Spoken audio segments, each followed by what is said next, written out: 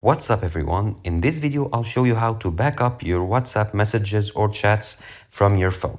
So here I have the WhatsApp app on my phone. Let's open it. From here, you want to go to settings at the bottom right corner, and then you want to select chats here. Here you want to go to chat backup.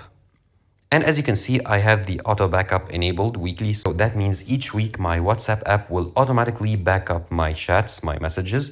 I can also include videos and I can back up right now. If I press on backup now, it'll do a backup right now. The backup location depends on your phone. So if you have an iPhone like I do, your messages will be backed up in your iCloud.